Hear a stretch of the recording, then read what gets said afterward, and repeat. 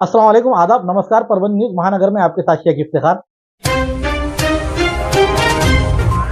अशोक पाध्ये हिंगलाज माता मंदिरापाशी राहतो, परभणी दत्तधामच्या पाठीमागे.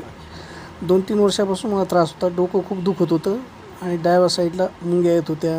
हे असं चाला वाटत नव्हतं, पाय गच्च होत होते. तर आता आल्यापासून 2 सेशन झाले माझे.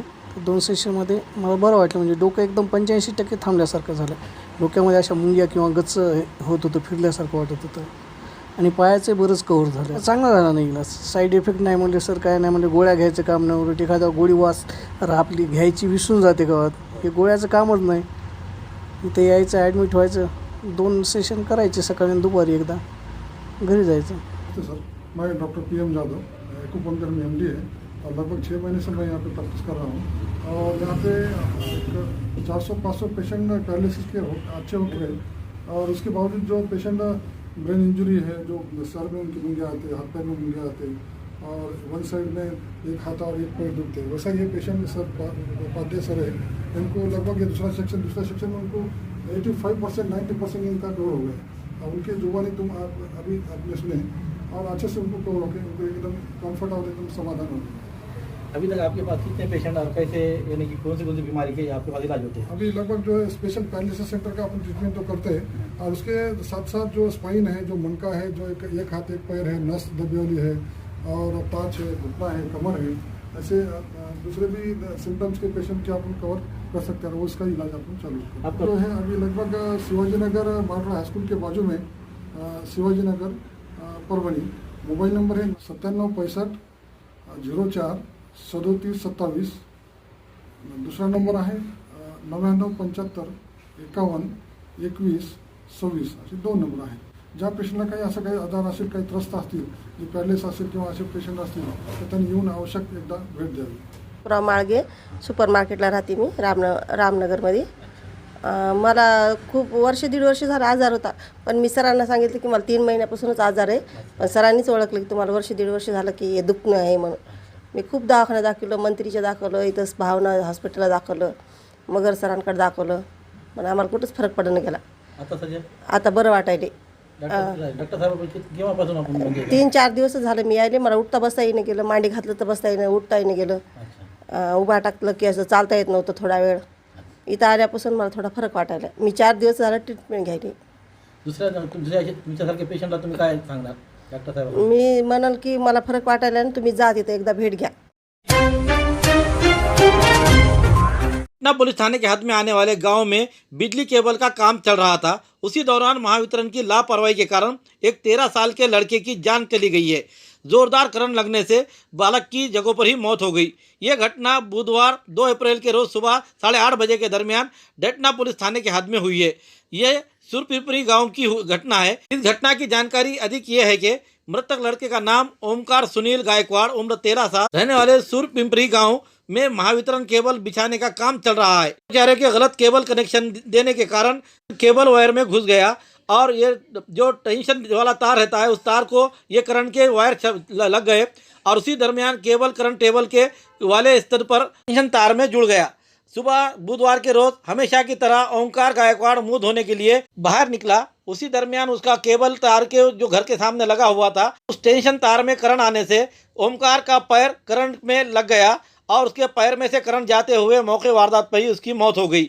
महावितरण के ये करतूत से और उनके इस लापरवाही से एक मासूम बच्चे की जान चली गई। हादसे की जानकारी मिलते ही डटना पुलिस थाने के API अशोक जायभाई, PSI मुंडे रसाड़, देवकते पिंपलपल्ले और इनके पथक ने घटनास्थल पर जाकर मुलाकात देते हुए सुरपिंपरी से होकर वो परभणी के सरकारी अस्पताल में पोस्टमार्टम गृह में पहुंचे और उन्होंने सब मामले हकीकत जाना। इस मामले में डटना पुलिस थाने में अपराध की नोंद की प्रक्रिया जारी है। दरमियान बिजली महावितरण कंपनी के लापरवाही से, अधिकारियों के लापरवाही से ये मासूम बच्चे की जान जाने पर उन लापरवाही बरतने वाले कर्मचारी अधिकारियों पर कार्रवाई करते हुए इस मासूम बच्चे के परिवार को मुआवजा दिया जाए, ऐसी मांग की जा रही है। किती कलमा करू लागला बा, मला खयाची गडी तुला घ्याती वागा.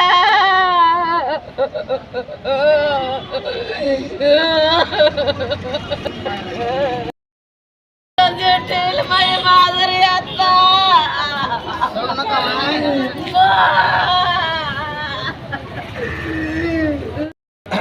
सुपिंपरी तालुका जिल्हा परभणी येथे ओमकार सुनील गायकवाड माझा चुलत भावाचा मुलगा याचा या MSCBच्या आणि लाईनमॅन आणि गुत्तेदाराच्या हलगर्जीपणामुळे मृत्यू झाला. 7वीत शिकणारं लेकरू होतं. सकाळी दात घासायला गेलं बाहेर ब्रश घेऊन आणि त्या करंट उतरली. त्यांनी कनेक्शन चुकीचे दिले होते. एकतर मागासवर्गीय दलित वस्तीतला DP आहे, त्याच्यामध्ये पूर्ण एकही जागा तार नाही, काहीच नाही त्या डिपूला आणि एकदम खिळखिळीत झाला आहे. तिथं कोणाचंही लक्ष नाही. याच्यामध्ये काल ज्यांनी उद्घाटन केलं हे सगळे लोक त्याच्यामध्ये आहेत की बाबा याच्या कामाचं लक्ष कोण काय काम करायला आहे याच्यावर थोडंही गावकऱ्याचं किंवा ग्रामपंचायतचं लक्ष नाही याच्यामध्ये. आणि ज्या रनेर आहेत आपलं MSCBचे कर्मचारी त्यांना जर बोलण्याचा प्रयत्न झाला तर सरकारी कामात अडथळा आणला म्हणून ते डायरेक्ट गुन्हा दाखल करायला लोक. तर याच्यामध्ये या दलित वस्तीतलं हे दलिताचं लेकरू गेलं ते कोणालाही याचा स्वर सुचत नाही या गोष्टीचं की बाबा लेकरू मेलं, त्याची आईची वडिलाची आजची परिस्थिती हे खूप गंभीर विषय आहे. पण याला एवढ्या किरकोळ रीतीने घेतलं गेलं आहे की ह्या मरण एक किड्यामुंगीसारखं मरण धरलं गेलं सगळं. कारवाईची मागणी करणार आज माझं शासनाला असं सांगणं आहे की जे हे राठोड बालासाहेब भगवान जे गुत्तेदार आहेत याच्यावर कडक कारवाई MSCBचे कर्मचारी रनेर आणि जे काही संबंधित इंजिनियर असतील त्यांनी कोणाला नेमलं, हे लोक ट्रेन होते, यांना प्रशिक्षण दिलं होतं, प्रशिक्षित होते नव्हते, काही लोक अडाणी होते, यांना कामाचं नॉलेज नाही, हे सगळं याची चौकशी करून हे यांच्यावर 302चा गुन्हा दाखल झाला पाहिजे. आणि जे बी गावामध्ये याच्यामध्ये जे पैसे वसुली आता ग्रामपंचायतची वसुली चालू होती जे की MSCBचे रनेर यांना किती पैसे घेतले, गावकऱ्याकडून एका माणसाकडून किती पैसे घेतले याची सगळी सखोल चौकशी व्हायला पाहिजे. त्याचं जे रजिस्टर होतं ते रजिस्टरमध्ये किती नोंदी आहेत, एका माणसाकडून 6-6 हजार, कोणाकडून 4-4 हजार, कोणाकडून 3-3 हजार रुपये घेतले त्यांनी. हे कुठेही याचं ऑडिट नाही किंवा कुठेही बी याचं हे नाही की बाबा याला किती पैसे दिले काय दिले. आणि शासनाने मयत कुटुंबाच्या पुनर्वसन करून मयत कुटुंबाच्या जे सुनील गायकवाड आहे आणि त्यांची पत्नी यांना शासनाकडून 10 लाख रुपयाची मदत दिली पाहिजे आणि MSCBवर आणि संबंधित लोकांवर गुन्हा दाखल झाला पाहिजे. नाहीतर आम्ही रस्त्यावर उतरू आणि आम्ही याच्यासाठी उपोषण करू आणि मंत्रालयापर्यंत ही गोष्ट आम्ही नेऊ.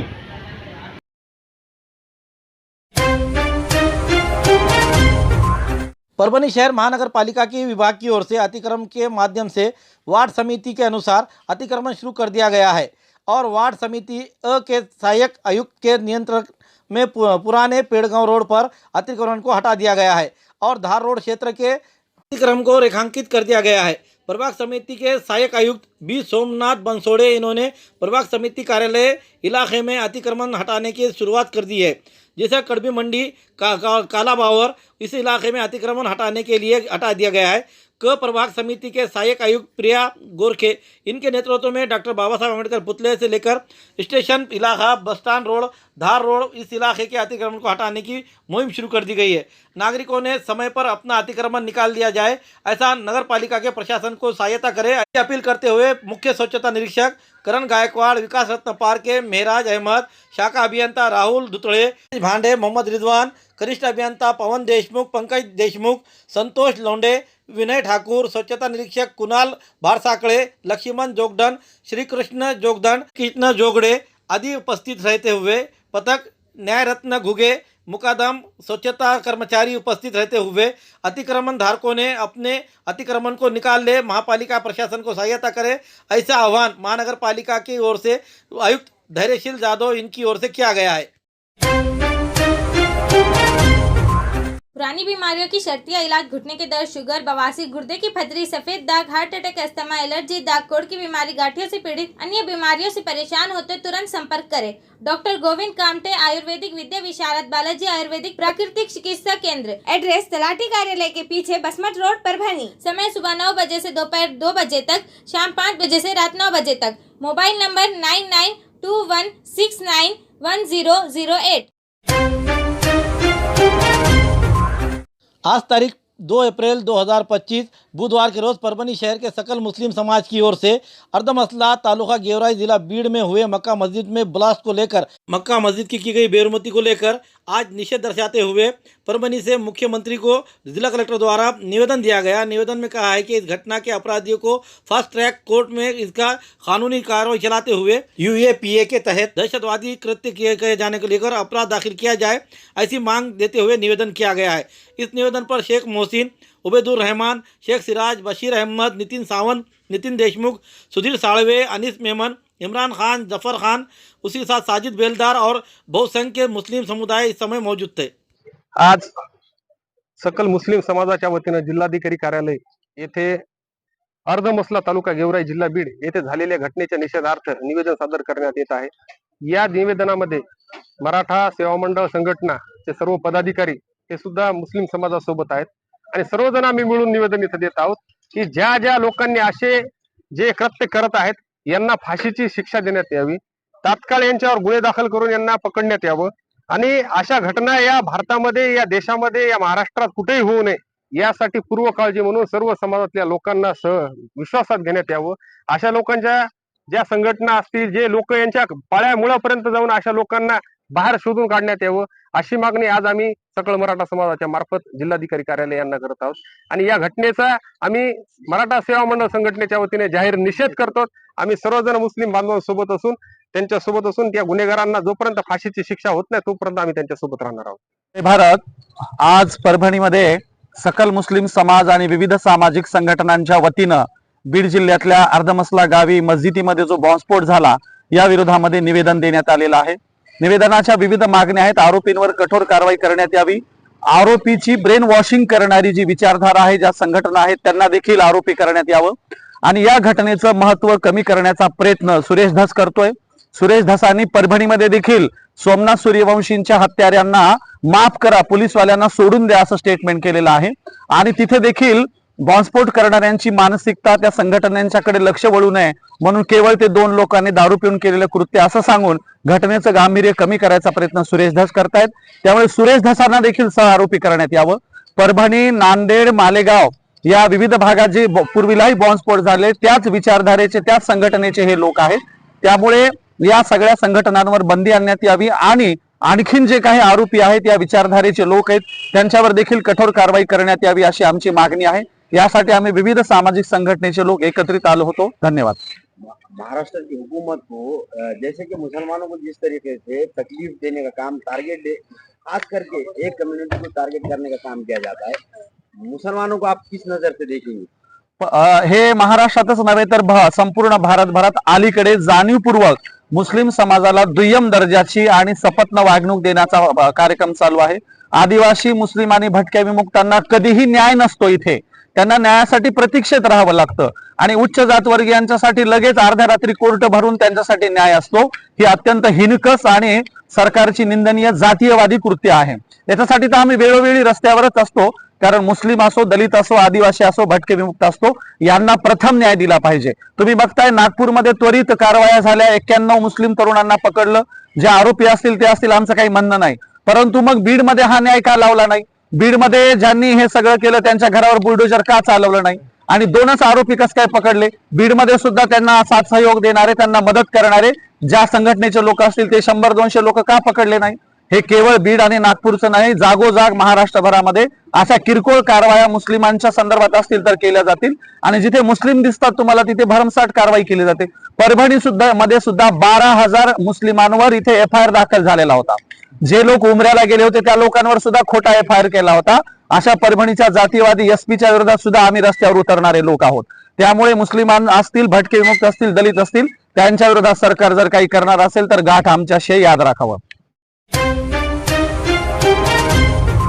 सकल मराठा समाज की ओर से मनपा प्रशासन के खिलाफ में जिला कलेक्टर ऑफिस पर और आयुक्त कार्यालय पर मोर्चा निकालकर कार्रवाई का निषेध किया गया। अन्य समाज के दबाव में आकर सकल मराठा समाज कार्यालय का गैर कानूनी तौर पर कार्रवाई करने का मनपा प्रशासन के कारण कानून व्यवस्था शहर में बिगड़ने की आशंका बताई गई है। महानगर पालिका के खिलाफ में सकल मराठा समाज की ओर से आज भव्य मोर्चा निकाला गया। स्टेडियम के इलाके में प्रवेश द्वार के करीब होटल अतिथि के बाजू लगकर सकल मराठा समाज का कार्यालय कई सालों से बना हुआ है। इस जगह पर सुनील देवकर इन्होंने मनपा ने उन्हें किराए पर दिया हुआ था। जगह को लेकर मनपा को किराए के मालिक होकर जगह खाली करने की नोटिस 2016 में दी गई थी। इस नोटिस के खिलाफ सुनील देवकर इन्होंने जिला न्यायालय में अपील दाखिल की, जो 48/2018 दाखिल की हुई है।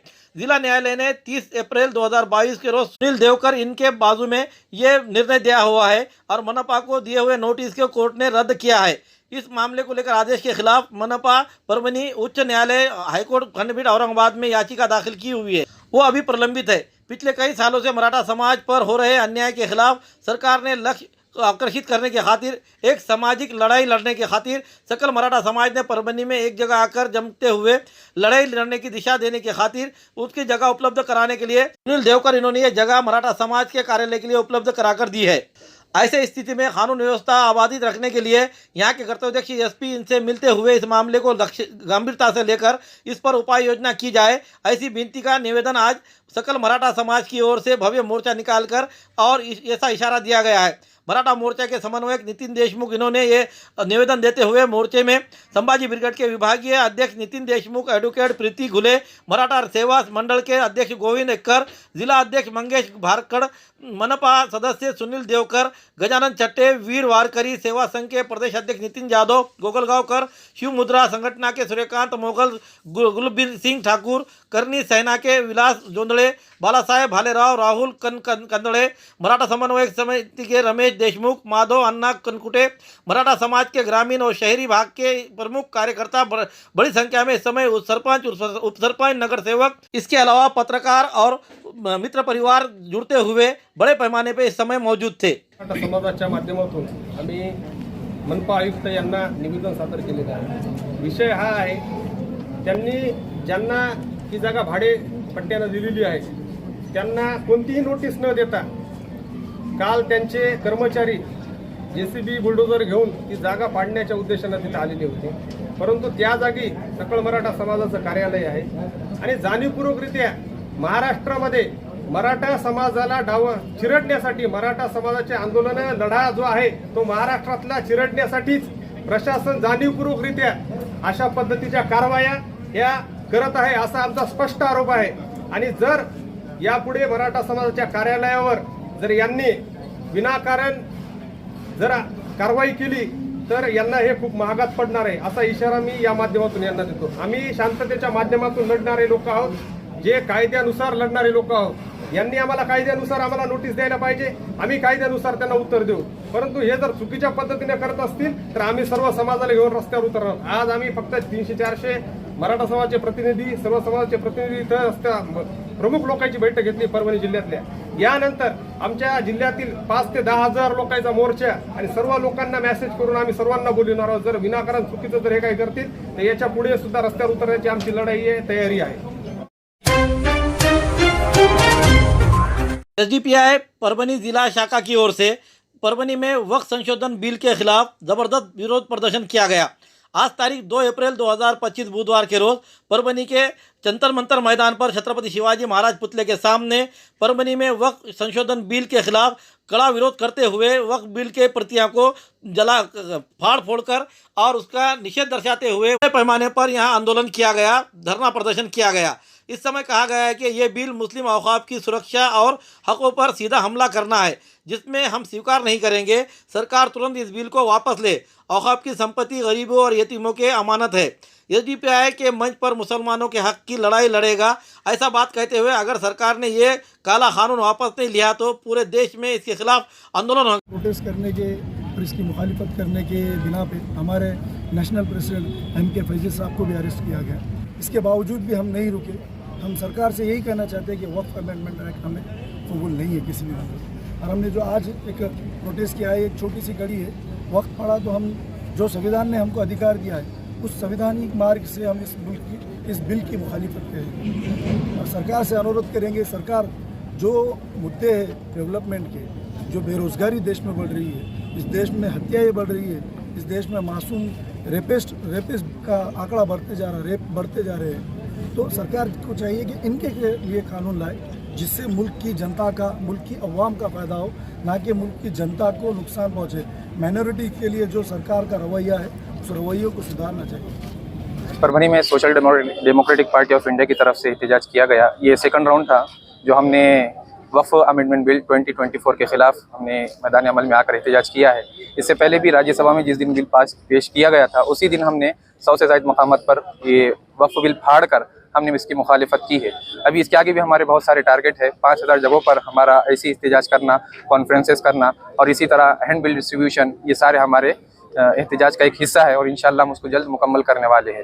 लेकिन उससे पहले हम आवाम में बेदारी लाना चाह रहे हैं कि वक्फ अमेंडमेंट बिल कितना संगीन और कितना पुरखतर है।